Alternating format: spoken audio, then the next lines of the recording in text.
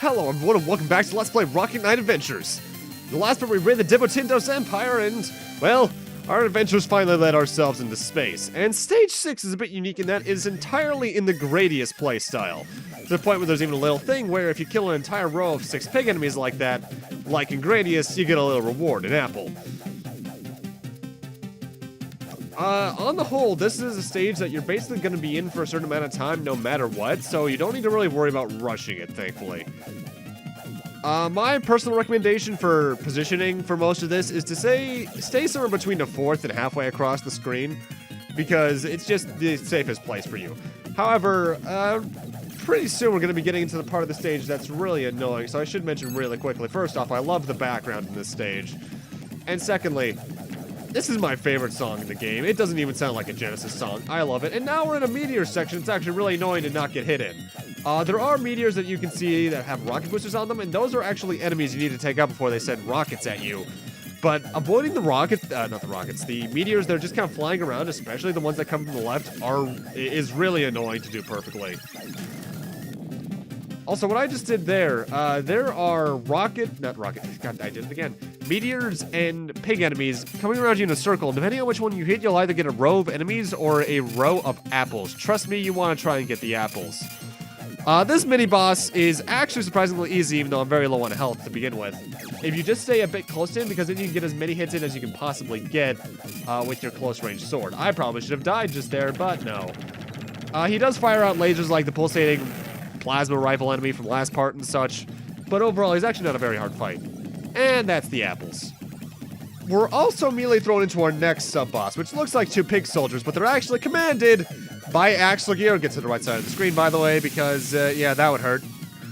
Axel Gear here has a few different attacks. He generally likes to try and boost into you like so, fire rockets at you, or do his giant laser attack.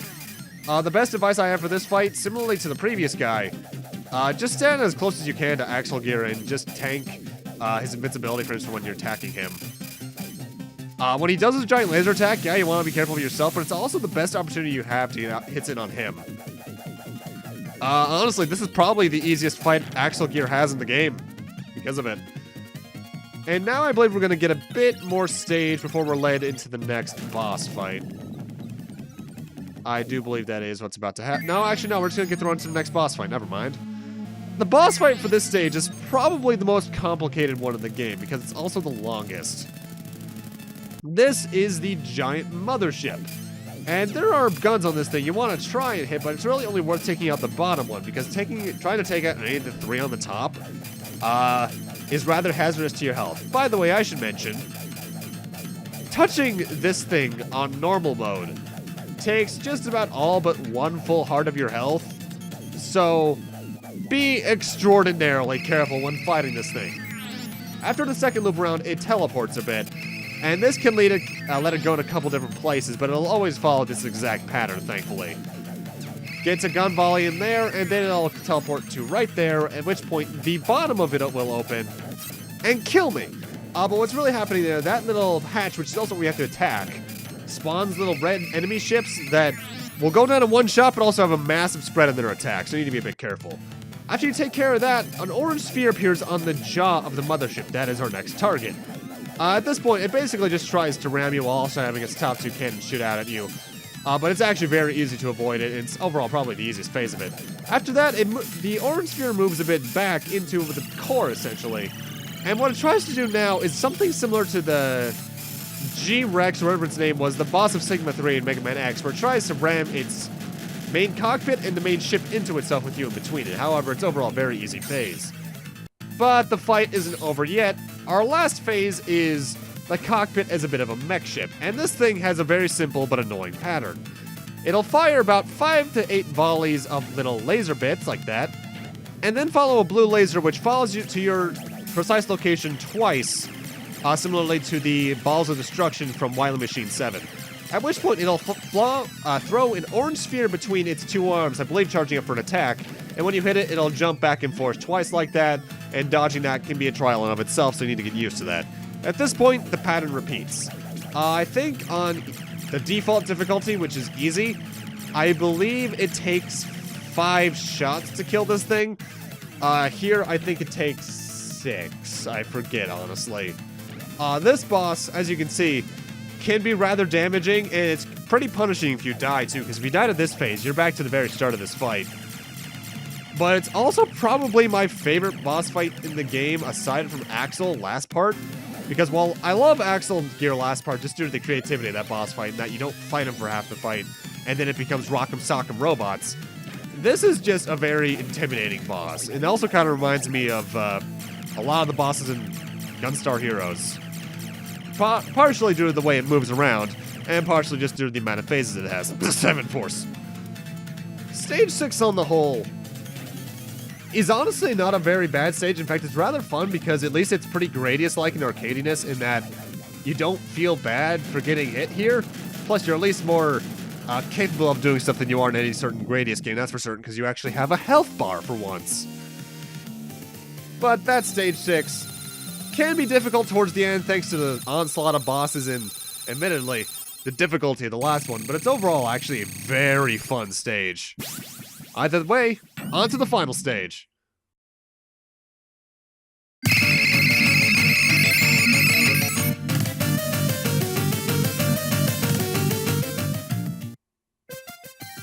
Welcome to the Pig Star, which is totally not the Death Egg or Death Destroyer. Death Star. There we go. That took me way too long to say. God damn it, Kyle. And we actually start off with a boss fight against Emperor Devotindos. And this is a pretty easy fight. When you hit him, he'll jump to the opposite side of the screen. And if you just charge up your rocket immediately after hitting him with a boost to his face, you want to aim for roughly around the crown to get the proper bounce.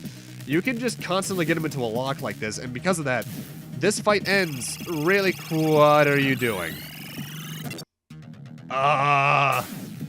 Stand to the very left or right when he does that, by the way, because otherwise you're going to get hit. So Devotindos is a robot, and now we're led into the other half of the fight, which is him as a floating robot. You want to generally aim for his torso. When he gets like this, is also your best opportunity to hit him, because aiming diagonally up at him will actually get you some extra spin attack damage. And that was the Emperor, but as you can see, the game isn't over, so something ain't quite right yet. The rest of the stage is partial boss fight, partial avoidance of Devotindos prototypes. Essentially, if it's not entirely obvious, for some reason, the Emperor that we were told to fear this entire game was but an android. Talk about kind of dumb plot twists. But I guess there would be a reason they have you fight him that early in the stage unless they wanted Axel Gear to be the final boss, which who knows, he may be. Taking out the Devotindos prototypes, though, it either takes like 3 to 5 sword slashes or 2 rocket dashes into any part of their body. Obviously, you would probably prefer to go with the rocket dashes. Oh, this looks ominous. Ah, Axel. It's time for our final competition with Axel Gear. The first phase is pretty simple. He'll jump to either parts of the screen and generally try to aim for you as well, and then jump to either extreme where he'll probably try and throw his sword slashes at you, similar to how yours works. Your sword slashes cancel each other out, and if you mash the button fast enough, you'll likely get a hit on him, which will stun him and cause him to continue on doing what he does. This goes on for probably 10 or so hits before we enter the next phase. It's honestly probably one of the more interesting and difficult versions of fighting a darker rival of yourself. Because, like, say you do that in the Sonic games with either Knuckles or Shadow, it's usually a very easy fight, but here they actually can still give you trouble just due to not only the damage he does, but also just due to how fast he hits you. But the fight isn't over yet. He destroys the wall, and we now need to survive on these little poles. If you go to the entirety of the left of the screen, you will die. And now he enters what's essentially his second of 3 phases. He'll run around the screen firing some rockets at you. Best strategy for this, just kind of stay on the middle pole and constantly sword slash, because not only will he destroy any rockets coming towards you, if you stay towards the bottom, you'll take him out pretty easily as well. With that, we're on his third and final phase where he likes to just kind of rocket out like that and try to rocket towards you. The only way you can damage him in this phase is to rocket dash towards him. Do that about 5 or 6 times and the fight's over. You might think it's actually very hard to figure out where he is in comparison to you, but he rarely ever... Oh, actually, no, I can phrase that better. If you just keep moving, there's a low chance he'll actually hit you when he's coming into the area. When he's coming back out, there might be a bit more of a chance because he's directly aiming for you, but otherwise, that's it. Axel isn't a bad fight, but he feels a bit too easy for what he is, and I'm pretty sure he also just died in the vastness of space, so, well, I say that, but I'm pretty sure he shows up in either version of Sparkster. And wow, that is some fake 3D going on in the background there. This entire hallway is a lot more Devotindos prototypes, but they're a lot more annoyingly placed due to the fact you have to deal with not only little valleys, but also climbs. The best way I could say to go around this is to just charge up and wait for them to jump up to your level, and don't do what I just did there, because that'll get you killed. And just be patient. You could rush forward through this area, in fact I'm pretty sure that's what the speedrun does, but it might not be advisable if you have low HP. Also, now I think about it, what is the speedrun record for this game? Let's look that up. About 28 minutes, that's fast. Either way, now we have this section. The floor here looks a bit different. There's a reason for that. This entire area is low gravity. If you do a boosted rocket jump, which is something I haven't really mentioned you can do if you jump, and then rocket dash and get a bit more height, not only do you get a couple of one-ups, but also some bananas. This is more or less your last restore stuff, because after this is the final boss. So if you want to just progress right there before I get this extra one up that I know is up here in the top left corner, just go to where that go sign is and rocket straight up. Let's see who's behind all of this. What? I guess this is supposed to be the Pig Star's core. The game doesn't really explain what's going on here at the endgame with Devotindos and maybe him being just a slave to the Pig Star. Either way, the core has a few distinct attack patterns. He always starts off by bouncing a lot, and what you have to hit to damage him is that little red piece that comes out of either 8 of his holes. During phase 1 here, it generally likes to come out of the top 3 just because it's the hardest to hit. He generally tries to aim for you, but if you're going to time yourself carefully, he'll rarely get hits on you. And thankfully, strangely enough for this phase, he only does 1 heart when he touches you. So you have good 8 hits on you before he can actually damage you. Occasionally, he'll also enter a little invincibility boost to kind of avoid you, but otherwise, here for phase 1, nothing too complicated. Phase 2 should be entered around now, where he is going to show off his weaponry for us really quickly. He can either do various little electrical bursts like this, or he has little, I guess, T-shaped laser beams, which shoots out Ringman's weapon from Mega Man 4. And now, after he does that enough times, he's going to start using them in tandem with each other with one of the core pieces shooting out. Generally, it'll come out in a random area. It doesn't really depend on the weapon itself. Just know that it won't come out of one of the holes the weapon's in. Like in this case, it'll come out of one of the top 3. Honestly, this phase is a bit more troublesome, especially because I think the damage output's higher. But it's overall still not hard. Yet. On hard mode especially, which is very hard everywhere else, this can be troublesome because you only have 1 life in total, and I'm not sure how you got this far at that point, honestly. But overall, this is pretty yeah, that did more than 1 heart. Once the music shifts, his pattern changes. You want to go over to the bottom right corner, and then just stay there. Because the way his attack starts, no matter if he comes out on the right or the left of the screen, you'll be safe from damage there. Then you can just jump up and hit him in his little core thing. This is essentially his pinch mode, but what's actually trying to hurt you is not the rings themselves. What's hurting you is the little beams that lead to the rings. So if you just keep that in mind and hit the core, which is always on top really, this phase is nothing to really fear. And thankfully you still have invincibility frames when you do your rocket dash. So, overall, this is not a very intimidating boss fight, even on normal or hard mode. His last pitch effort is this little circle of rings. The more you hit his core, the faster these get, so you do need to be a bit careful as to where you are compared to them. But it'll always be on the bottom 3, so you just gotta need to stay in the center and then make a last-second movement to try and hit it. If you already have your rocket dash charged up, it's very easy to avoid that damage. But that's the Pig Star's core down, and of course it gets a very flashy explosion. Notable, if you were playing on children's difficulty, you just beat the game, but if you're playing on easy or above, we have one more obstacle in our path.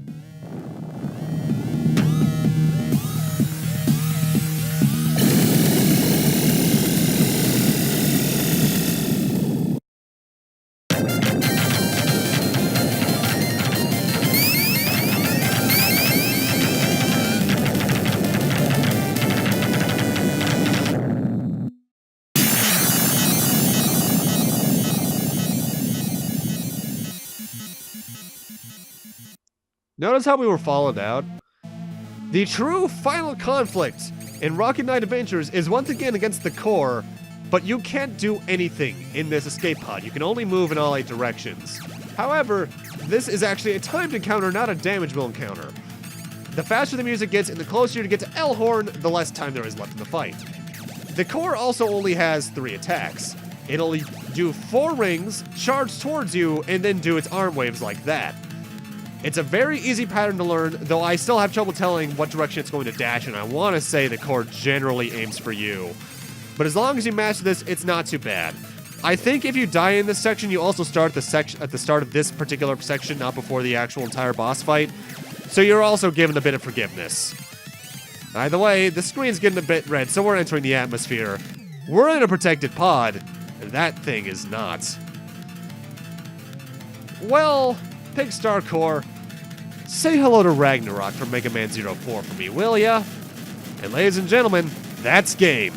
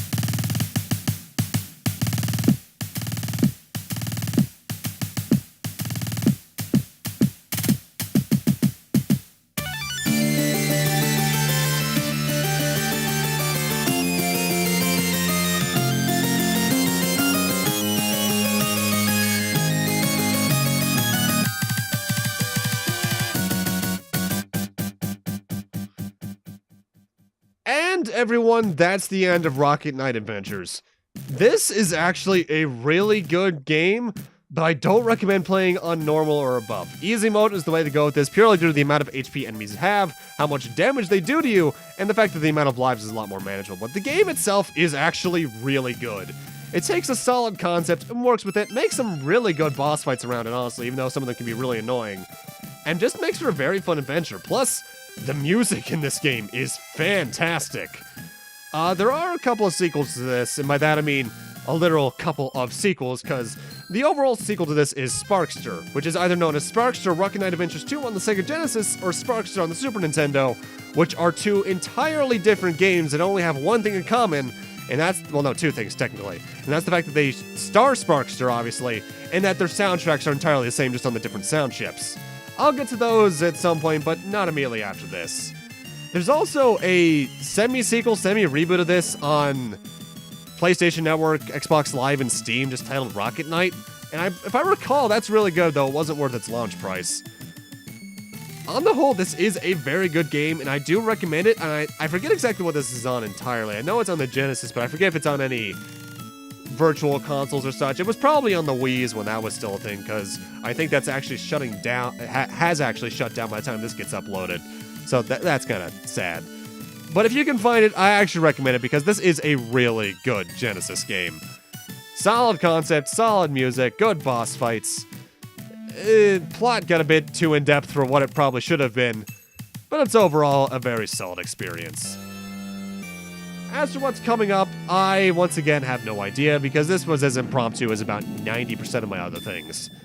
Notable, like a lot of other Konami games, we're going to get a try on hard mode thing coming up here.